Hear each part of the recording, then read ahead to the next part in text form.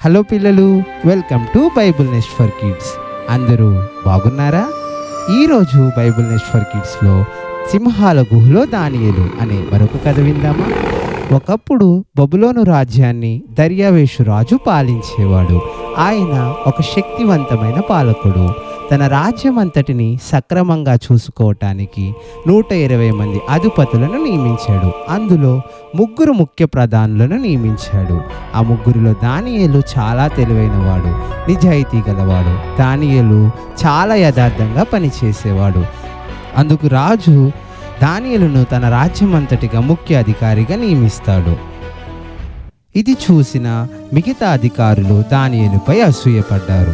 ఎలాగైనా దానియేలుకు హాని చేయాలని ఒక చెడు పథకం వేశారు.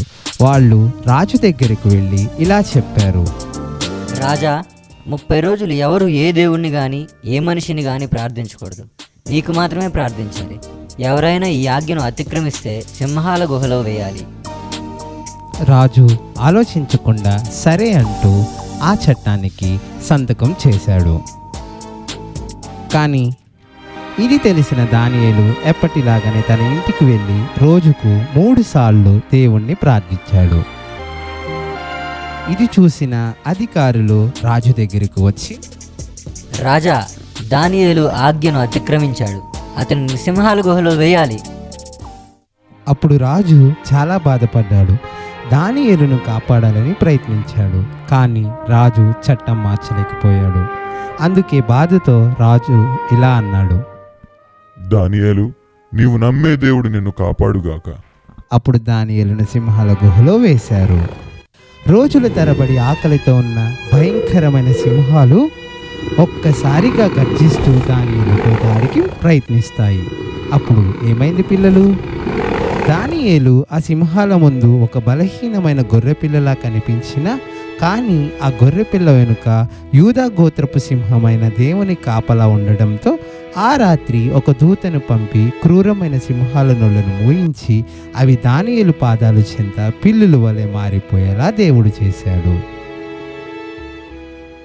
దానియేలు గురించి ఆలోచిస్తూ రాత్రి రాజుకు నిద్రే పట్టలేదు.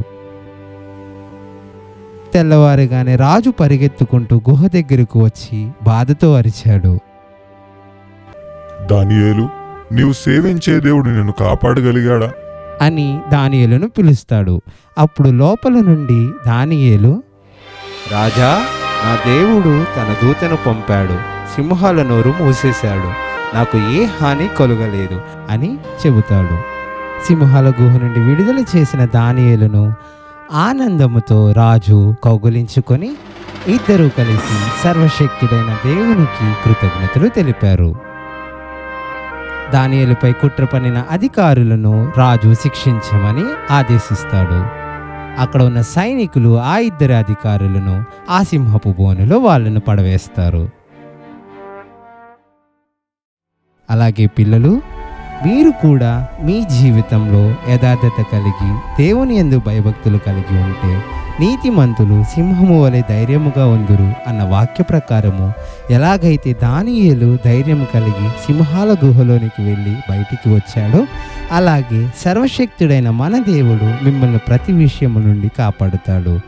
ఈ వీడియో మీకు ఆశీర్వాదకరంగా ఉన్నట్లయితే మరియు మరిన్ని వీడియోలు కావాలనుకుంటే please subscribe, like, comment and share Bible Nest for Kids. Thank you.